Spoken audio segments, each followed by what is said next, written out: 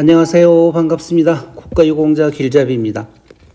제가 이렇게 고엽제와 연관된 내용을 계속 설명을 해드리는 이유는 저번 시간에서도 제가 고엽제 후유증과 관련된 영상 중에서도 많은 부분 이 얘기를 했지만 아직도 많은 분들이 참전 명예수당만 받고 그렇게 본인들 몸에 여러 가지 질병이 있는데 그 질병을 보험병원에서 그냥 무료로 치료를 해주기 때문에 치료만 받고 그 질병들을 국가보험부에 등록을 안 하고 계시는 분들이 생각 외로 너무나 많기 때문에 제가 안타까운 마음에 자꾸 이와 같은 영상들을 만들어서 상기시켜 드리는 것입니다.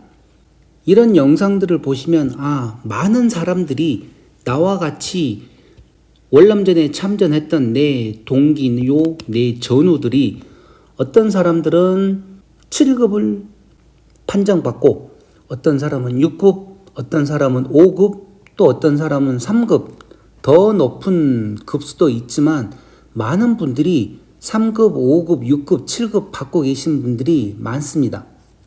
그런데 이와 관련된 내용을 모르시고 그냥 보험병원에서 치료만 하고 계시는 분들이 많은 것 같아서 이와 관련된 내용 계속 제가 중복해서 얘기를 드리니 혹시라도 주위에 월남전과 관련해서 고엽제로 인한 여러 가지 질병들을 안고 계신 분들이 계시면 이런 내용 좀 가르쳐 주시기 바랍니다. 그래서 그런 질병을 국가보험부에 등록 신청을 하게 되면 국가보험부에서 과연 그 질병이 고엽제와 연관되어 있는지 아니면 고엽제와 상관이 없는 질병인지 그 내용 또한 다 검사해서 가르쳐 줍니다. 그리고 고엽제와 연관이 되어 있다 그러면 그 질병이 얼만큼 심하냐 심하지 않느냐에 따라서 신체 검사를 해서 거기에 합당한 보상금을 또 지급을 해주는 것입니다. 그리고 그 질병이 계속 나이를 먹어가면 먹어갈수록 질병도 더 심해집니다. 그러면 그때 또 더 심해지면 신체 검사를 해서 더 높은 급수로 자꾸 올라갈 수 있는 그런 모든 기반이 다 만들어져 있습니다. 국가보험부 이 신체 검사 시스템 자체 안에. 그래서 처음에 등급 기준 미달이라고 해서 실망하실 게 아니라 등급 기준 미달이다. 그러면 내 몸이 그만큼 더 건강한가 보구나. 그렇게 하고 있다가 나중에 또 어느 순간 몸이 조금 더 악화됐다. 그러면 그때 다시 재확인 신체 검사를 해서 등급에 올라갈 수도 있고 예를 들어 7급이신 분들은 한번 7급이 돌아가실 때까지 7급이 아닙니다. 처음 시작은 누구든지 다 7급으로 할 수도 있고 몸이 심하게 아프신 분들은 6급으로도 올라갈 수 있지만 저 같은 경우도 처음에 기준 미달로 자그마치 10년이 지났습니다. 10년이 지나서 그 다음에 7급으로 판정을 받고 또 몇 년이 지나서 그 다음에 또 큰 수술을 하고 난 다음에 신체 검사를 해서 6급 1항을 받고 지금 6급 1항을 받은 지 꼭 20년째 되는 해입니다. 그래서 이번에 다시 준비를 해서 또 재판정 신체 검사를 도전을 하려고 하는 거기 때문에 어떤 분들은 그냥 7급에서 막 빨리 6급으로 올라가고 5급으로 올라가려고 그렇게 안달을 하시는 분들이 있는데 제발 그러지 마십시오. 왜 그런가 하면 그만큼 급수가 빨리 올라간다는 것은 본인들이 몸이 그만큼 악화돼 가고 있다는 소리입니다. 내가 건강한 상태로 오래오래 살기를 원하지 내가 7급에서 6급 올라가고 6급에서 5급 올라가고 1년 2년 주기로 팍팍 올라가면 그 다음 남은 건 뭡니까? 몸이 회복할 수 없을 정도로 악화돼서 사망하는 것밖에 남질 않습니다. 그러니 7급이신 분들은 몸 상태가 5년 있다가 나빠질 수도 있고 1년 있다가 나빠질 수도 있지만 계속 지켜보면서 내 몸 상태가 어떤지 위탁병원에 가면 돈 안 주고 다 치료할 수 있고 하기 때문에 치료 관리를 잘 하시면서 지켜보다가 내가 6급에 들어오겠다. 그러면 또 신체 검사에서 6급에 판정을 받으시면 되는 거고, 그러다가 또 뭐 5년, 10년 지나서 몸이 갑자기 또 악화됐다. 그러면 또 준비해서 신체 검사에서 5급 올라갈 수도 있는 거고, 물론 급수에 따라서 보상금과 여러 가지 혜택이 다르지만 가장 중요한 거는 그런 보상금이 아니라 내가 건강하게 오래 사는 거 아닙니까?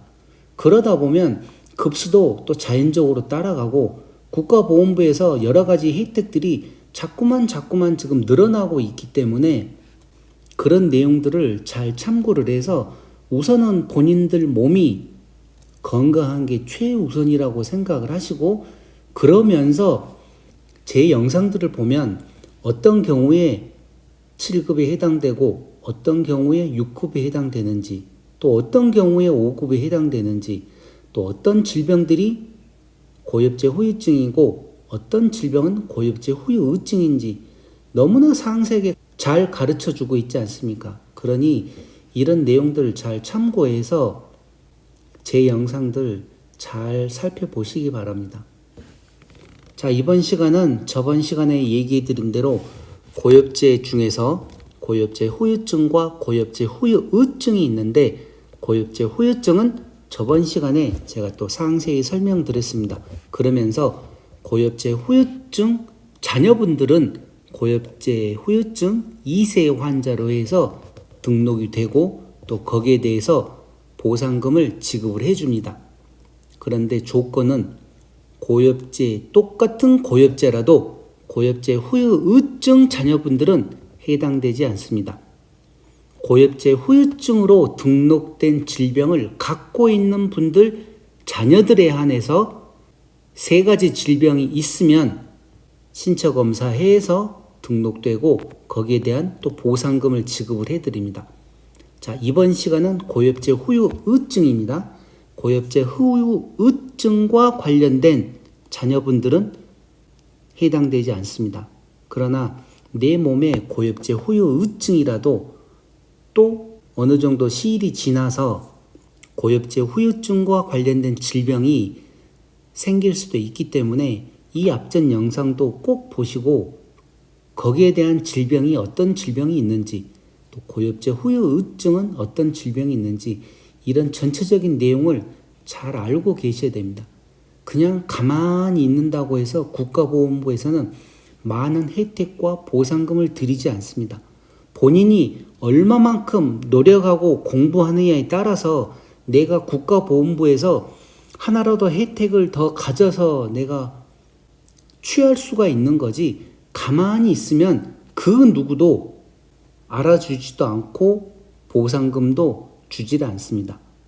그러니 공부하셔야 됩니다.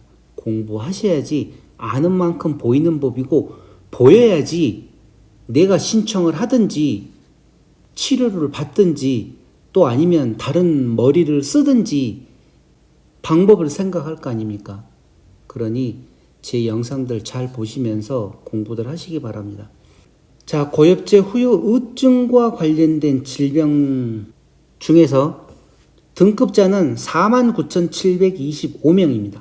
그런데 자그마치 36,178명은 등급 기준 미달자입니다.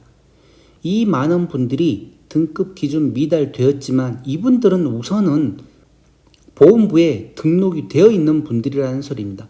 그런데 이렇게 등록도 안 된 분들이 지금도 어마어마한 숫자가 등록도 안 하고 참전 명예수당만 받고 계시는 분들이 있습니다. 자, 이 내용은 2023년 8월 말 기준입니다. 그러면 고엽제 후유증과 관련된 내용 중에서 자, 여기를 보시게 되면 고엽제 후유증 장애 등급별 구분으로 해서 등급자 전체 49,725명 중에서 고도장애는 1,959명, 중등도장애 8,065명, 경도장애 35,572명, 기타 129명이 등록되어 있습니다. 몇 명? 총 49,725명이 고엽제 후유증으로 등록되어 있다는 것입니다. 자, 고엽제 후유증 질병에 대해서 설명을 해드리겠습니다. 일광과민성 피부염 161명이 등급자로 등록되어 있고, 제가 이 등급자만 불러드리면 요 아래에 있는 60명은 등급 기준 미달자구나 하고 영상 보시는 분들이 알으셔야 됩니다. 심상성 건선으로는 577명이 등급자로 등록되어 있습니다. 그러면 141명은 등급 기준 미달자구나, 그렇게 알고 계십시오. 지루성 피부염으로 1618명이 등급자로 등록되어 있습니다. 더 많은 2271명은 등급 기준 미달입니다. 만성 단마진 839명이 등급자로 등록되어 있고, 건성 습진 859명입니다. 중추신경장애로 2038명, 뇌경색증 4667명, 다발성 신경마비 890명이 등급자로 등록되어 있습니다. 다발성 경화증 10명, 근위축성 신경측색 경화증 56명, 근질환 41명, 악성 종양으로 17,233명인데, 이 악성 종양은 고엽제 후유증에서 인정하는 그 암이 있습니다. 그 암을 제외한 나머지 암들이 악성 종양인데, 제가 이 내용은 잠시 후에 이 내용 끝나고 그러면 고엽제 후유증에서 인정하는 암, 고엽제 후유증에서 인정하는 암, 어떤 내용인지 따로따로 구분해서 더 상세히 설명을 해드리겠습니다. 간질환 B형, C형 간염 제외는 1357명, 갑상선 기능 저하증 27명, 고혈압 13128명, 뇌출혈 930명, 동맥경화증 1020명, 무혈성 괴사증 685명, 고지혈증 418명은 등급자로 등록되어 있는데, 자그마치 12배가 넘는 5052명은 등급 기준 미달자입니다. 여기 고혈압도 보시면 13128명은 등급자로 등록되어 있고, 2715명 등급 기준 미달자입니다. 이러니 등급 기준 미달 받으신 분들은 어떻게 하면 또 등급이 올라갈 수 있는지 공부를 하셔야 됩니다. 공부 안 하시면 답이 없습니다.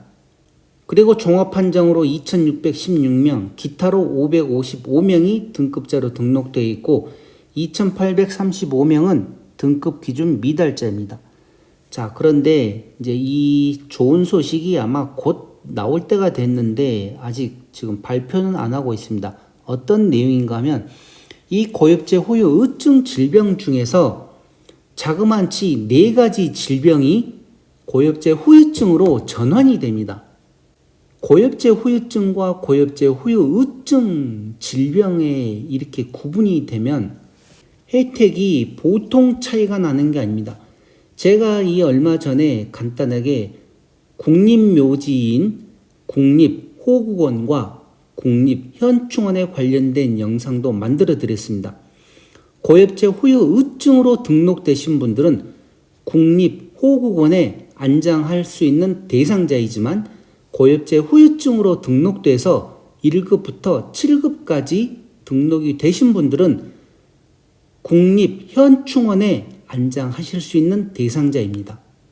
이렇게 사망과 관련돼서도 이런 차이가 나지만, 그 외에 보상금부터 시작해서 너무나 많은 혜택이 다르기 때문에 이 모든 분들이 다 고엽제 후유증으로 전환이 되면 좋겠지만, 아직까지는 그렇게 다 전환이 안 되고 계속 역학조사를 해가면서 고엽제 후유증이 고엽제 후유증과 연관된다 해서 단계별 이렇게 전환이 되고 있습니다. 그래서 이번 2023년에 4개의 질병이 고엽제 후유증으로 전환될 것입니다. 그 4가지 질병은 다발성 경화증, 악성 종양 중에서 방광암이 또 고엽제 후유증으로 전환되고, 갑상샘 기능 저하증, 이 내용 또한 고엽제 후유증으로 전환이 될 것입니다. 비전형 파킨슨증 또한 고엽제 후유증에서 고엽제 후유증으로 전환이 될 것입니다. 그런 이 영상 보시는 분들 중에서 이 네 가지 질병 갖고 계신 분들은 아마 다음 달이나 2023년 내로 이 법이 개정이 되면 바로 고엽제 후유증으로 전환이 되면서 2024년 1월부터 그게 전환이 될지는 모르겠지만 이제 불과 몇 달 안 남았습니다. 지금 9월이니까 11월, 12월 3개월 이내에 이 내용이 결정이 날 것입니다. 그러니 조금 더 기다려 보시기 바랍니다. 자, 그리고 악성 종양이라고만 했지 그 악성 종양에 어떤 질병이 포함됐다고 얘기는 안 했습니다. 그러나 제가 가지고 있는 자료들을 다 보면 위에 빨갛게 표시되어 있는 것은 어떤 암들인가 하면 고엽제 후유증으로 인정된 암들입니다. 그리고 아래 파랗게 표시되어 있는 암들은 지금 고엽제 후유증에서 악성 종양으로 인정된 질병 중에서 암과 관련된 내용들입니다.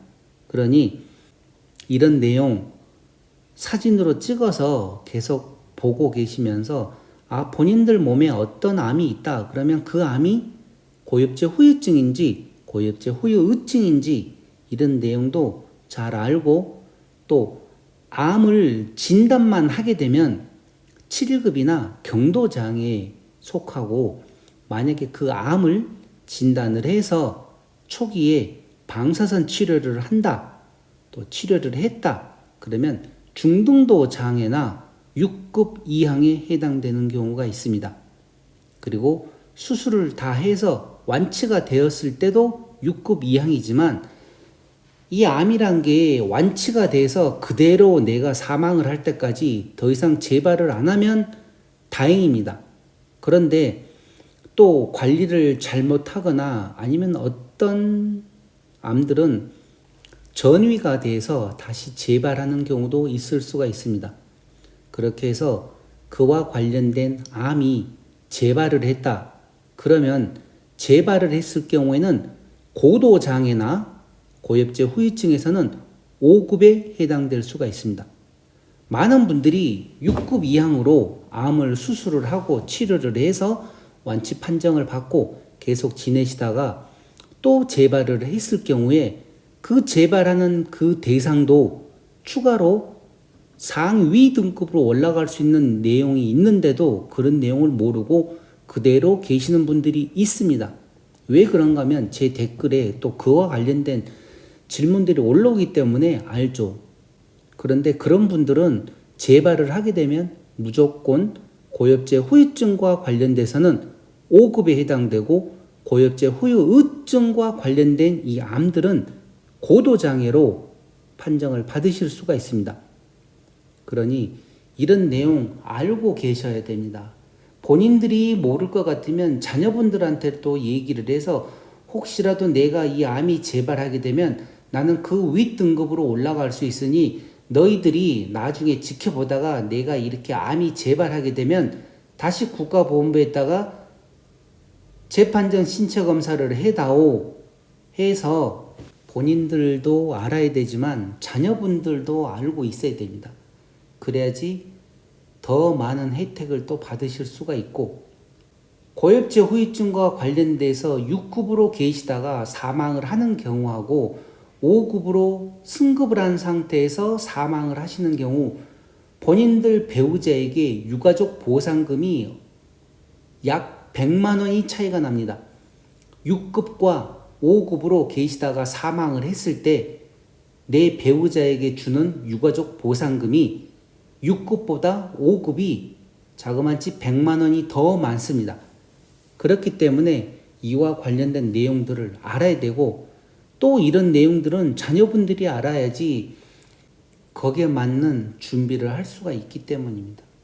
자, 이렇게 해서 이번 시간 고엽제 후유증과 관련된 질병은 어떤 질병이 있고 또 그와 관련된 등급자, 등급 기준 미달자 그리고 또 어떤 질병 4가지가 고엽제 후유증으로 전환되는지 그리고 고엽제 후유증 중에서 가장 많은 수의 악성 종양 어떤 암들이 그 악성 종양에 포함되는지 이와 관련된 내용 여러 가지 좀 살펴보았습니다.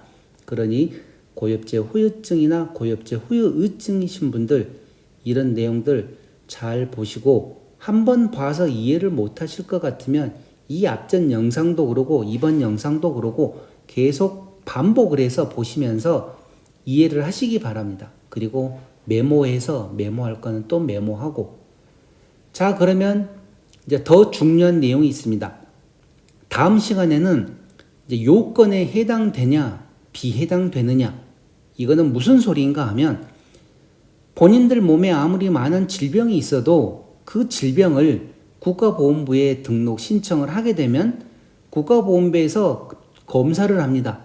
이게 고엽제와 연관되어 있는지 군 복무 중에 다친 내용이 맞는지 그 가장 중요한 1차 관문이기도 한 요건 심사를 하는데 그 요건 심사에서 해당이 되어야만 그 다음 단계는 신체 검사를 받습니다. 그래서 이 다음번에 나올 영상들 3가지는 요건 심사와 신체 검사에서 심사 판정 그런 내용들을 준비할 테니 다음 영상들도 꼭 참고해 보시기 바랍니다. 자, 지금까지 국가유공자 길잡이였습니다. 감사합니다.